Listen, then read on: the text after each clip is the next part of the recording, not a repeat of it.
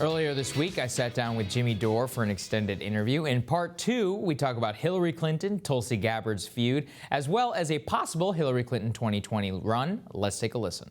Well, speaking of Hillary here, Jimmy, I mean, she came out, of course, out of the woodwork from Chappaqua to take a swipe at Tulsi Gabbard, accused her of being a Russian asset, accused Jill Stein of being a Russian asset, being groomed. I mean, this is really just a completely cheap shot, and it's funny because she's actually trying to walk it back now. Her spokesperson has come out and been like, oh, well, actually, she was saying, nobody said that she was being groomed by the Russians. It was by the GOP and maybe the Russians. I mean, what did you make of this whole thing? Oh, yeah, it's funny to watch her campaign now. Oh, I said Tulsi's a Russian asset. Let me finish. Yeah, right. I meant, yeah. So I think Hillary in her major in college, people don't know this, was pissing away goodwill. I think that was her major in college. It's amazing. She's like a cold that won't go away. Every time I'm like, oh, that's Hillary. And it only Hillary Clinton could be so inept and so unaware of how repulsive she is to the electorate. Only she could be so unaware that she could breathe life back into to Tulsi's campaign. Because at that moment she said that, every news station was trying to book Tulsi Gabbard. And so now so do you see how allergic to the truth they are? Tulsi Gabbard gets on that debate stage and she tells people about what we're doing in Syria and around the world, that we're actually funding terrorists, the people we claim to be fighting. She tells people that, and people are like, what the F? So even someone polling at 2%, they have to squash her. Even someone like me in my garage in Pasadena, they have to squash me when I tell the truth about war. The military-industrial complex is allergic to the truth, and so is their minions in the press and politics. So thank God Hillary's such a psycho that she overreached. Right. And now people are starting to make fun of the Russia and red baiting BS, which was, by the way, a hoax perpetrated on America by John Podesta, the Democratic Party, and the intelligence community. Right. I mean, that's the thing, Jimmy. You've actually been accused of this for quite a long time, so you're the perfect person to talk about this. I mean, this is the media playbook, right? They're like, disinformation experts note that, this is in the New York Times, I read it here. Disinformation experts note that Ms. Gabbard is frequently touted by the Kremlin-backed news agency RT. I mean, it's literally, it's like RT mentions you are a Russian asset. That's how these things align, right? Yeah, hey, a news agency covered you in their news report. So right. So this is the stretch they're doing. By the way, they don't tell you that the Senate, when they were the committee, when they were doing all the Russiagate stuff and they released their findings, they were, and by the way, when NBC launched a smear campaign against, and New York Times against Tulsi Gabbard over Russiagate, they always cite this company called New Knowledge. What I've done some investigation, the founder of New Knowledge, they don't tell you this, was actually caught inventing fake Russian bots in the Alabama election. He did it so much and was so blatant that Facebook banned him. The guy who they're basing all these smears on Tulsi on can't even have a Facebook page. He's so corrupt. But they never tell you that when they report that. And that's how corrupt the corporate news media is. And like I try to tell my friends is that on the left is that half the country and more sees through this. Yeah.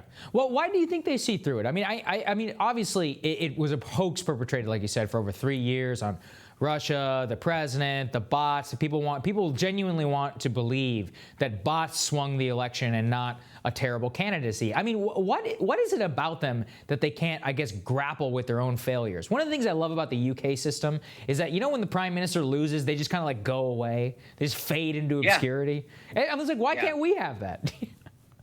Well, normally they do go away and they fade into obscurity, but that's not happening with Hillary Clinton because she's a special kind of cancer on America, and she just won't go away. So it is kind of stunning. Do you remember the last time? So she lost. So I saw Van Jones on CNN the other day. He said, she shouldn't be doing this. Right. She's going to go down in the history books, Hillary Clinton. She goes, she's already going to go down in the history books. Yeah, as the person who lost the most winnable election in the history of the world. That's how she's going to go down in the history books. And that's what this is all about. that she can't.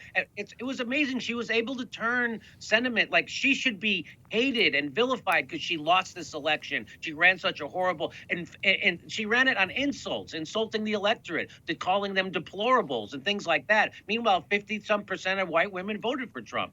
Yeah. So the problem was the Democratic Party has no message. The biggest voting bloc are people who don't vote. And that's why I focus on Trump. Those people are desperate for somebody to tell them that I'm going to use government to help you. And that's what they're looking for. And that's why Trump ran against the Republican Party last time. And Bernie and Tulsi's running against the Democratic Party now. Bernie needs to do the same thing. He won't ever do it. Right. Well, what do you think? So, what do you think of Tulsi's strategy? You think it's going to work? Because actually, we had a Morning Consult poll here afterwards. I think her favorability went down by 6% after Clinton attacked her, which shows. I mean, some people in the Democratic Party still really trust Hillary Clinton. Yeah, no, well, it was also the minions in the press, just like she was able to prop up Donald Trump through the Pied Piper strategy.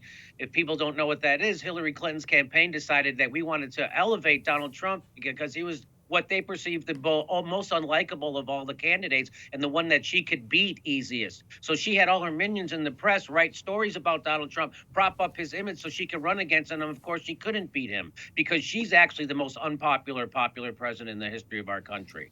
So that's why I think her negatives went up, Tulsi Gabbard, because she has those same people in the press right now. NBC News is joined at the hip with Hillary Clinton. And just like Ed Schultz said, this is what Ed Schultz said when he got fired. He said Andy Lack, the head of NBC News, was connected at the hip with Hillary Clinton. And that's why they're still doing her bidding. And she has lots of people. The Clinton Foundation, they have lots of tentacles in the press. So it's not stopping. And yes, so that's why they can get her negatives down. But again, the more people look into to Tulsi Gabbard, the better it is for her and the more people like her. So final question for you, Jimmy. Where do you think this all goes from here? What's the state of the race? I mean, you've said Bernie's never going to do it. Who do you think is actually going to come out on top in this thing? Isn't it crazy that Joe Biden, it's like, I'm stunned that he's able to hang in like this. I am. I mean, it's nuts, right? Yeah. So I guess I'm bad at predicting. I would have never predicted that Hillary Clinton would have chose Tim Kaine instead of a progressive as his vice president. I can't believe how dumb and bad people are, and I can't believe how bad Bernie's strategy is right now. I mean, I love Bernie, and again, want to see him do great. And I just think that he's got to take the gloves off. And how is, people are watching the Democratic debate. They're disgusted by Joe Biden and the fact that he's been in government 40 years as their life got worse and worse and worse. And he's got to turn to him and tell people that. People don't want to hear how good of a friendship you have with the problem. And that's what he thinks is good for him. Joe, you're a good friend of mine. Who cares? I don't want you to be friends with people like Joe Biden. I want you to be angry at how they screwed up this country. I want you to be angry at Joe Biden for the Iraq War, for Libya, for a right-wing healthcare plan, for the deregulation of Wall Street, for a bankruptcy bill that screws regular people. That's what I want you to be. I want them to be angry. And by him telling them I'm his best friend and these are all good people, a good friend of mine, that's a stupid strategy, and I wish he would stop it. Yeah, well said, Jimmy. Jimmy, thank you so much for joining me. I really appreciate it. Okay, that was great. Thanks. Yeah, we'll see you soon. All right, we'll have more Rising for you right after this.